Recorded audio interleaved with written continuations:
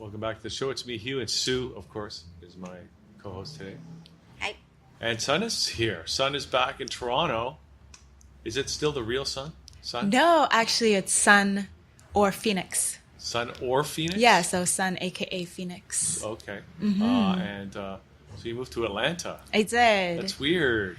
It's beautiful. Is it? Well, it's amazing. Warmer, right? It's warmer. We have like Toronto August weather happening right now. So it's great. But I'm back in town just for 1 month. I'm doing a bunch of different things, and I'm really excited to be here. Great. So that's what we're going to talk about today, because you're doing something for Father's Day. I am. And but why did you come back to Toronto for a month to do something about Father's Day? Well, I came back to Toronto for several different reasons. This is one of them. I think there's a lot of things that I am able to share while I'm here. My work in the arts and in healing and in education. You know, I started out in Toronto with a lot of the work that I do. So it's always really nice to be able to come back and touch back base with my home base and share the work that I do with people here. So great. So what are you going to be sharing when you're here? The thing that I have coming up next is something for Father's Day. Yeah. So it's centered around a healing journey for daughters. So I recently had my own kind of really deep journey around healing, around issues around my father. I'm also studied in psychotherapy and bioenergetics and energy healing. And I've been doing arts-based healing work for a while and facilitating and doing workshops. And I realized that there's a lot of women in the world who carry a lot of pain around fathers, and I think Father's Day is something that is lovely to celebrate from a place of joy and of an appreciation for our fathers, and unfortunately for a lot of women that is not possible. Like we would want to celebrate the relationship with their fathers, and super happy for the women who do have that privilege of having really good relationships with their fathers. But unfortunately, there's also a large number of women who don't have that, who don't have the privilege of being able to say, yes, I have a close relationship with my father, or that I even have a father, or that I have a father that's in my life in a meaningful way. So, this is for those of us who have that experience of wanting that relationship, but perhaps, there may have been abuse or abandonment, and so there's a need for healing. Or anything else. It could be anything else too, right? Because, I mean... Like they were always busy maybe with work. It could be any number of things. Yeah. And this is what gets me, is like families are supposed to be... they're supposed to be family, but so often there's issues between the kids and the parents, and it could be the sons with the mothers, sons with the fathers, daughters with both. I'm wondering, do you have sort of like do you do it in sort of a step process, or what is your idea on how to help heal that? Yeah, so in terms of healing, there's so many ways, right? I think the journey that we're going to take during this event, it's going to be a 5-hour event. We are going to begin with creating sacred space, right? So bringing forward thoughts and ideas or memories of our fathers, and in a way where we are honoring the acknowledgement for healing. First and foremost, I like is that. What is the intention? So it will start with setting an intention. What is it that we want to heal? What is it that we carry? So I think a lot of the healing work in general starts with that acknowledgement of like, we need to heal, and what is it that we need to heal, and then intentionally stepping forward to do that work. So that's the beginning. And then we will also have ways of kind of going into the journey of unpacking and looking at what's there, right? So you set the intention, you go in, you look at what's there, and you process, right? And so the way that I work is a body-based process where we're looking at the emotional pain that's there and the memories, but also locating them within the body and working to release them. I'm also collaborating with a wonderful, beautiful woman named Lisa Nicole Tai, and she is also going to be offering some physical body-based healing release work throughout the process. And then we're also going to provide the women with a nourishing meal. So it will be setting an intention, going in, doing that healing work, releasing through the body, and then nourishing ourselves at the end of the process. Would you say just being in that group with other people who they're all, like as you said, all different pains, but you know that just general that pain, I think that's really healing in itself, just to be amongst other people who have the same sort of issues. You don't feel as alone anymore, right? So, and you feel a little bit maybe freer to let it out, right? You're not holding it because you're embarrassed, or what are people going to think, what are going to, it's a little bit easier, I think, to maybe, do you feel, to let it out? Yeah, absolutely. I think when we have other people to connect with and talk to. And I think who understand. So a big part of, I think, the intention around this event is to create a space of sisterhood and create a space of connection amongst women who have a shared experience. And our experiences may be very vast and different, right? In the sense where like you were saying, like issues can come up for a variety of different reasons. So it could be that your father, it could be as extreme as your father was abusive physically, which mine was. I had a very abusive father towards my mom as well. So I lived in a household as a very young child with domestic violence. A lot of anger. There's a lot of pain, and from the womb, right? Like I was denied by my father from the womb, and there was a lot of pain from that experience. And later on in life, I was disowned by him for my political perspectives or my personal relationships, right? I was dating a black man at the time, and he decided that was reason enough to disown me. Right, so there's a lot of social and political issues sometimes that come up in relationship to our fathers and the prejudices that they may carry. So that's my story and the healing that I needed to do around that.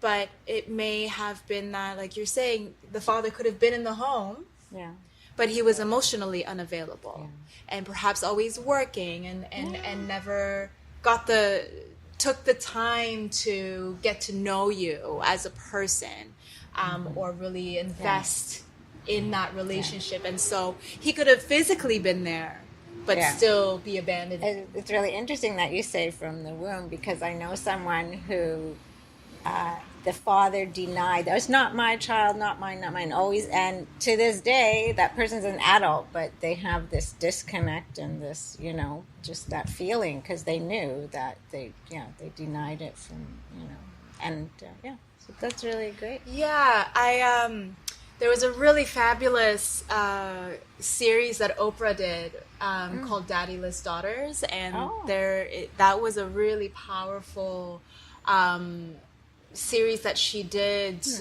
So if there's any women who, you're not in the Toronto area and are just looking for things online to kind of start thinking about this process, because it's a lot, right? It's like a lot of times it's easier to push it down and just kind of go about our day-to-day lives and we don't address it. But the reality of what can happen is with really primary traumas like this, when you have trauma around father, when you have these sorts of issues, it can affect you in so many major ways, right? And I think that's what part of it was for me, was because not doing the healing work around my father was holding me back from being able to reach my potential, because there is a subconscious underlying impact on your deeper psychology about what you believe. In the back of your mind, it's always and just ingrained beliefs about yourself, right? So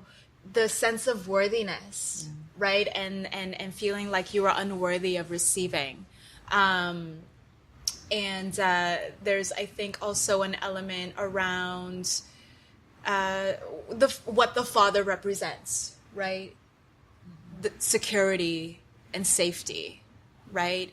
Traditionally speaking, the father within a relationship with the child, we go to our fathers for a sense of safety. We go to our fathers for a sense of security. We may go to our mothers for a sense of nurturing. But the father figures is the one that is, I think, for a lot of young children, the one that we go to feel safe. But if you didn't have a father that provided that for you, then our fundamental baseline sense of security, baseline sense of safety is compromised. So that may show up in the ways that we relate to money. It may show up in the ways that we relate to romantic relationships as cis straight women, if that is the way that you engage in relationship. It may affect the way that you engage with any other male figures or authority figures in your life on a baseline foundational level, where it compromises it and it affects how you relate. Yeah, so that's the deeper work, right? Like, that's the implication of like not doing the work, is that we walk through the world with these unconscious patterns and behaviors.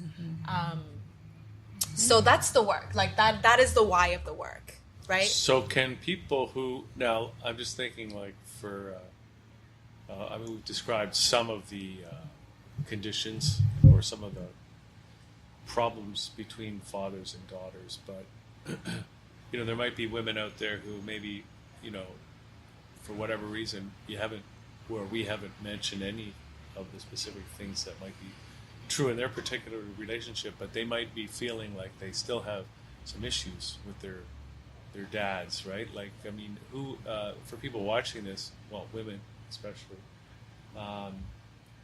what would be their sort of triggers for them to think that maybe they should consider coming to this event? Yeah, that's a really great question. I think one of the callings for this particular event, I'm trying to reach women who have had an intention for some time. Like, they know that there's wounds here and they know that they need to do some healing work, but they're not really quite sure how to begin. And I think intuitively we know that there's something holding us back. So this is also for women who feel as though there's some blockage in their life, right? They haven't quite been able to push past where they are. They know that there's a greater purpose for them. There's a greater calling for them, but they've been stuck, and they know that part of their stuckness is because they haven't worked through their trauma. So they haven't worked being through the held healing. back somehow. Yeah. So would they have some? Would they all?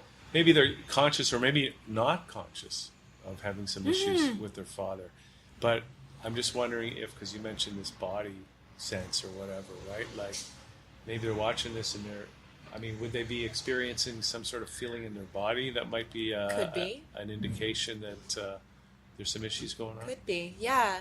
The body is such an intelligent organism. Our bodies are so smart. And I think, especially in the Western world, we've learned to ignore our bodies and push it down, and to follow our rational logic as a thing that is somehow has more authority on what's right or wrong. And what that teaches us to do is to ignore our intuitions, is to not trust our own internal guidance.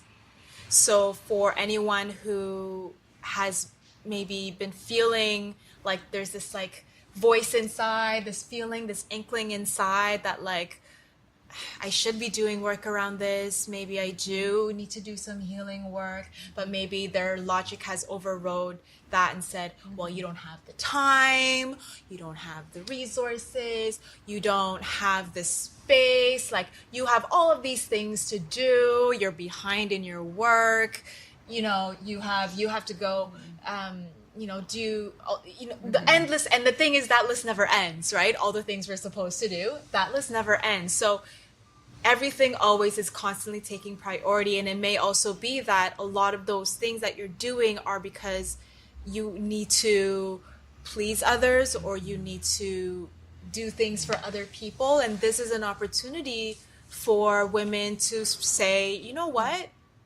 I need to make space for myself, to prioritize myself, to do this work. Do you think that maybe some women, they think they can just ignore it and just, like kind of bottle it up and maybe they're hoping that it will never manifest itself? But I think we've learned at this point in time that just doesn't work. At some point it's going to, like you said, manifest either mentally or physically or Yeah. And no judgment around that either, right? Because there's a lot of fear and anxiety around doing the deep healing work. Mm-hmm. And there's nothing wrong with feeling that fear. It's very natural to feel fear and to feel apprehension and to feel nervous or anxious, and it's easier to avoid it. It is, yeah. It's easier to ignore it and push it down and say later or not right now. And it takes courage. It takes courage to step forward to do this work. It takes, it's an act of self-love, and I think that's really ultimately it is, because you have to admit that you have an issue in the first place, right? When you say so, that's the hard part. But I think that it's fantastic that you can offer this safe space, as you call it, for people who can say, I really do need to do something about it. So when's Father's Day this year? June 16th. What day of the week is that? It's a Sunday. Perfect day to from 3 to 8 do something really cool. Where and fix your is life. that, man? So I'm actually hosting this at the place I'm staying. Which is? Okay. It's a house, so you'll be within a household. Whose house is it? It's my good friend Laura's house. Okay. I was originally gonna do it at a venue, but I felt like it might be nice to do it in a home environment. There's lots of space. We have green space in the backyard. There's a park right next door, so we're gonna do some work indoors in kind of a cozier, like safe space, and then we're gonna go outside as well, where we have like private container outside as well, and like this beautiful lawn that we have, and do some work outside. That's an option. There's plenty of space for people to kind of do that processing work. And what's your capacity? How many people can you accommodate? So I'm taking 10. 10 people. 10 so max. It's very It's going to be intimate. Yeah, really. That's great, it's gonna right? be a Because very you're not going to get intimate lost in the shuffle with only 10 people there. Yeah. And that's very intentional. I don't want it to be a big process with 50 people in the room, because this work is so personal. It's so personal and it's so intimate, and I think to really create that space of connection and to create that space of sisterhood, we intentionally wanted to keep it small. So if people are watching this, what would their next step be in terms of how can they get involved or sign up? I would say reach out to me. You can email me at sun, S-U-N, at voiceofpurpose.org, voiceofpurpose.org. And you can also call me or text me at 404-200-8484. I'm sure Chris will put a little thing at the bottom there where you guys can reach the information. But yeah, I am wanting to also the reason why I'm giving my email and my phone number is because I want to connect with each individual woman personally, and to just help them to see if this is the right thing for them, and to help them if there's any questions that they want to ask. So there is I think there's a description up somewhere on Facebook, but I really just would want first for the women who are watching this to reach out to me if this feels right for you. Like if you feel like it's time, like you've known that this is something that you need to work on. You've known that you have blockages in your life and you're not fully able to reach your full potential or find the deep joy in your life, or reach that place of purpose that you have inside of you, and that this is part of it. This is part of the work that you've been avoiding. This is part of the work that is holding you back. And so it's an invitation to begin that journey. I would be so honored to be part of that journey and to open up that space, so. Okay, awesome, son. Well, great to see you again. Glad you decided to drop in. Yeah, thanks for having me. It's always a pleasure. Yeah. And you have to do it next time you come, because I want to find out about Atlanta. I know the weather's better. What do you want to know? What do you want? It's so wonderful. We'll have that conversation. I drove through there once, and it looked a lot like Toronto, except they didn't have a CN Tower. But I know the weather's better because every spring I watch the Masters golf tournament, which is in Atlanta, and I just look at that weather. I wish we had that weather. Yeah, it's a lot further south than we are. So yeah, the weather is nice, but Toronto also has its magic. And it's really lovely to just be here for this short period of time. The other thing that is possible too is if people want to work with me one-on-one, if they feel like maybe a group environment is not the thing for them and you just want to engage in just one-on-one work, I'm available for that as well. So the first step is a phone call, right? First step is a phone call. Send me a text message, send me an email, and let's talk. Let's start doing that work. Okay, great. Well, thank you, son. 404-2, what is it? 200-8484. And good luck with this event, and good luck to all the women that choose to participate. Thanks for doing this. Yeah, absolutely. Thank you. So nice meeting you. Okay, we're going to take a little break. We got more coming up. Look at lunch.channel.com.